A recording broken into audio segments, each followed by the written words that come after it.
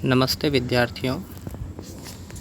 पिछली क्लास में हमने कोशिका झिल्ली की संरचना के बारे में पढ़ा था।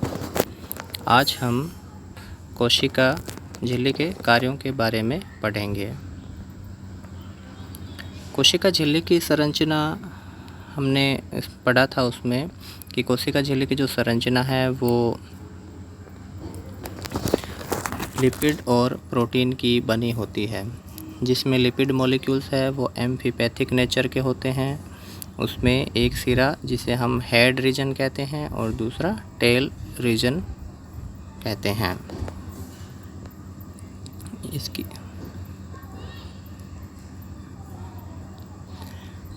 दूसरा इसमें प्रोटीन मॉलिक्यूल्स है वो प्रेजेंट होते हैं, जो दो टाइप के होते हैं। एक प्रोटीन जो इंटीग्रल प्रोटीन होते हैं, लिपिड बाइलेयर के बीच में कंप्लीटली धंसे हुए रहते हैं, जबकि दूसरे टाइप के प्रोटीन हैं वो पेरिफेरल प्रोटीन्स होते हैं, जो केवल किनारों पर उपस्थित रहते हैं, जो या तो बाहर की तरफ उपस्थित हो सकते हैं या अंदर वाली सतह में उपस्थित हो सकते हैं। तीसरा कंपोनेंट इसमें हमने पढ़ा था कि कार्बोहाइड्रेट मॉलिक्यूल्स होते हैं, जो शॉर्ट ओलिगोसैकेराइड के रूप में पाए जाते हैं। ये कार्बोहाइड्रेट मॉलिक्यूल्स है वो या तो प्रोटीन के साथ में जुड़े रहेंगे, जिन्हें हम ग्लाइकोप्रोटीन कहते हैं, या वो लिपिड मॉलिक्यूल के साथ में भी अटैच हो सकते हैं, जिनको हम ग्लाइकोलिपिड मॉलिक्यूल्स कहते हैं।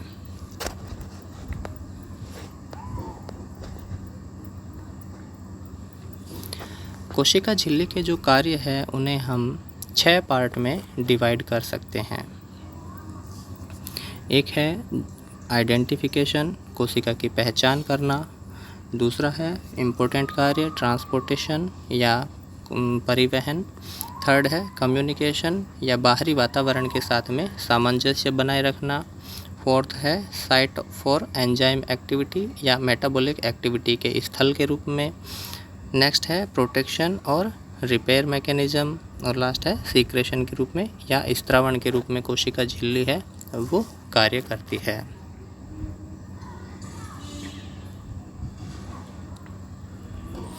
सबसे पहले हम देखते हैं आइडेंटिफिकेशन ऑफ सेल्फ।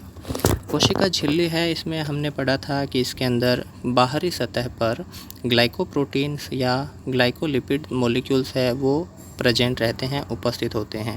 ये मॉलिक्यूल्स शॉर्ट ओलिगोसैकेराइड्स होते हैं, जो कोशिका को पहचानने का या उसके पहचान स्थल होते हैं, जो कोशिका को स्वयं की कोशिकाओं या किसी अन्य फॉरेन पार्टिकल्स से उसे आइडेंटिफाई करवाने में ये हेल्प करते हैं। सेकेंड इम्पोर्टेंट फंक्शन है ट्रांसपोर्टेशन या परिवहन।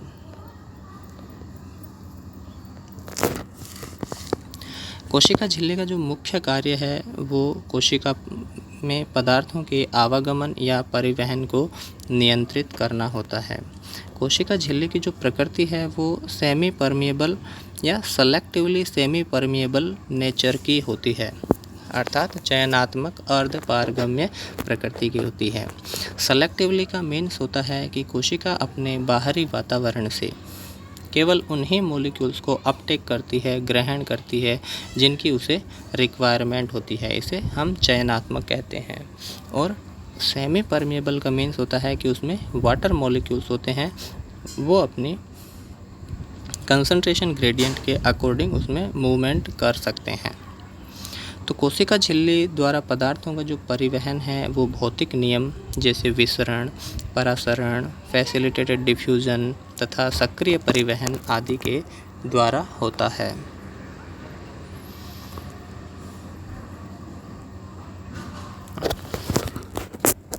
कोशिका झिल्ली की जो सतह है, सरफेस है, वो लिपिड बाइलेयर की बनी होती है, जो हाइड्रोफोबिक प्रकृति की होती है।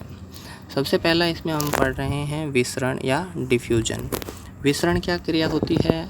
विसरण यह है किसी गैस या मॉलिक्यूल, लिक्विड्स या सॉलिड तीनों में होता है, जिसमें मॉलिक्यूल्स अपनी उच्च सांद्रता से निम्न सांद्रता की तरफ गति करते हैं। इसमें किसी भी प्रकार की अतिरिक्त ऊर्जा की आवश्यकता नहीं होती है। कोशिका झिल्ली में से गैसियस मॉलिक्यूल जैसे ऑक्सीजन है, कार्बन डाइऑक्साइड है, नाइट्रिक ऑक्साइड है, वो अदर गैसेज हैं जो अपनी हाई कंसंट्रेशन से लो कंसंट्रेशन की तरफ लिपिड बाइलेयर के द्वारा डिफ्यूज हो सकते हैं। इसके अलावा कुछ हाइड्रोफोबिक नेचर के जो लिपिड सोल्यूबल मॉलिक्यूल्स होते हैं, जैसे कुछ हार्मोन्स होते हैं जो स्टेरॉइड प्रकृति के होते हैं, वो भी इस लिपिड बाइलेयर के द्वारा इजीली डिफ्यूज या विसरित हो सकते हैं, जिसमें किसी भी प्रकार की मेटाबॉलिक एनर्जी या एटीपी की आवश्यकता नहीं होती है।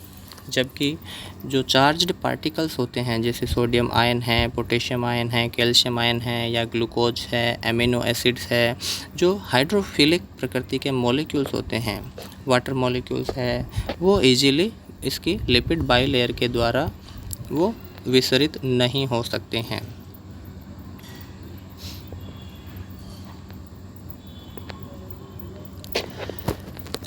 कोशिका में जो परिवहन का दूसरा तरीका है वो है सुगमित विसरण या फैसिलिटेटेड डिफ्यूज़न। फैसिलिटेटेड डिफ्यूज़न या जो सक्रिय परिवहन, उसमें हम बाद में पढ़ेंगे, या हम पढ़ेंगे को ट्रांसपोर्टेशन भी होता है। तो ये जो जितने भी प्रकार है परिवहन के, लिपिड बाइलेयर में जो प्रोटीन मॉलिक्यूल्स प्रेजेंट होते हैं, वो प्रोटीन मॉलिक्यूल एक रास्ता उपलब्ध करवाते हैं उनके लिए जो हाइड्रोफिलिक प्रकृति के मॉलिक्यूल्स है या चार्ज्ड पार्टिकल्स होते हैं।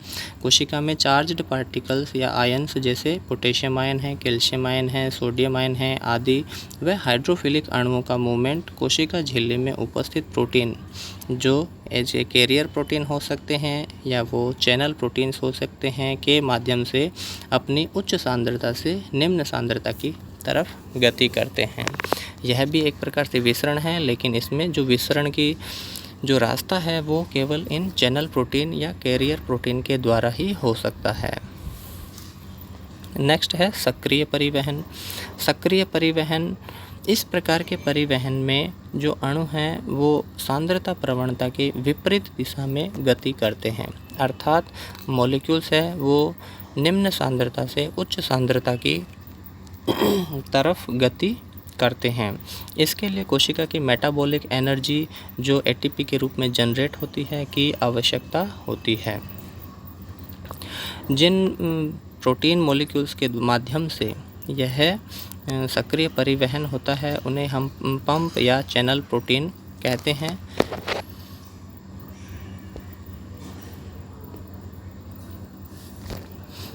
इस तरह के जो ये चैनल प्रोटीन्स है जो सेल मेम्ब्रेन में प्रेजेंट रहते हैं, जो लिपिड बाइलेयर है उनके बीच में ये प्रोटीन मॉलिक्यूल्स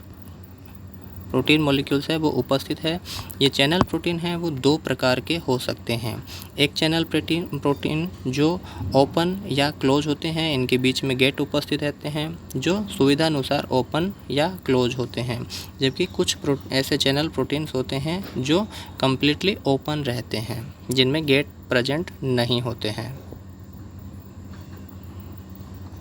नेक्स्ट हमने देखा था कैरियर प्रोटीन जो फैसिलिटेटेड डिफ्यूजन होता है जिनके माध्यम से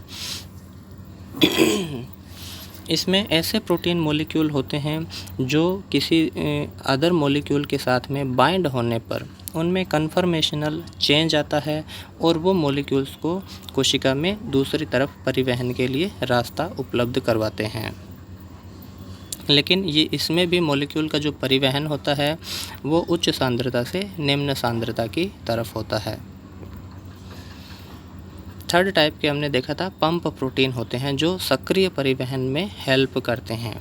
इसमें जो मॉलिक्यूल्स होते हैं वो एटीपी के साथ अटैच रहते हैं, एटीपेज एंजाइम के साथ में जुड़े हुए रहते हैं, जिन्हें लगातार एटीपी से एनर्जी की रिक्वायरमेंट होती है और मॉलिक्यूल का जो परिवहन होता है वो निम्न सांद्रता से उच्च सांद्रता की तरफ करते हैं।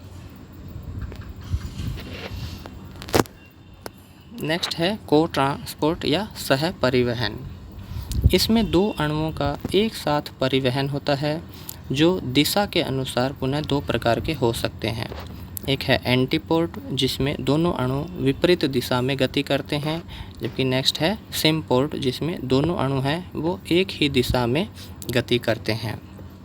इनमें दो मॉलिक्यूल का एक साथ परिवहन होता है।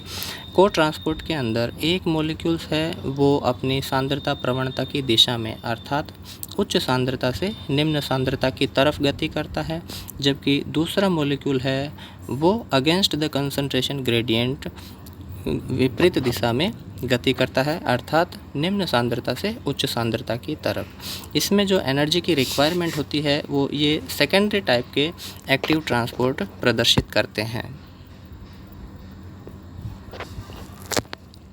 सेल मेम्ब्रेन में जो प्रोटीन्स होते हैं ट्रांसपोर्टर के रूप में वो 3 प्रकार के होते हैं। एक चैनल प्रोटीन है, दूसरे कैरियर प्रोटीन्स होते हैं और थर्ड है पंप प्रोटीन्स होते हैं। चैनल प्रोटीन जो मॉलिक्यूल्स के लिए एक कंप्लीट पैसेज का निर्माण करते हैं, रास्ते का निर्माण करते हैं। जैसे हम एग्जाम्पल के रूप में देख सकते हैं, मेम्ब्रेन में वाटर मॉलिक्यूल्स के ट्रांसपोर्टेशन के लिए एक्वापोरिन चैनल प्रोटीन पाए जाते हैं। जिन प्रोटीन माध्यम से वाटर मॉलिक्यूल्स का मूवमेंट होता है उन्हें हम एक्वापोरिन्स कहते हैं। कैरियर प्रोटीन ऐसे मॉलिक्यूल्स होते हैं जिनमें मॉलिक्यूल अटैच होने के बाद में इनमें कन्फर्मेशनल चेंज आता है और एक सेल मेम्ब्रेन की एक तरफ से ये मॉलिक्यूल को अपटेक करते हैं और दूसरी तरफ उसको रिलीज़ कर देते हैं। जबकि पंप प्रोटीन होते हैं ये एक्टिव ट्रांसपोर्ट को में हेल्प करते हैं, जो हमेशा एटीपी से एनर्जी की रिक्वायरमेंट होती है और ये against the concentration gradient molecule का मूवमेंट करते हैं। को ट्रांसपोर्टर है वो हमने देखा था 2 प्रकार के होते हैं, एक सिम पोर्टर है और एक एंटी पोर्टर है। सिम पोर्टर में दोनों मॉलिक्यूल की दिशा एक तरफ होती है, जबकि एंटी पोर्टर में दोनों मॉलिक्यूल की दिशा विपरीत दिशा में होती है।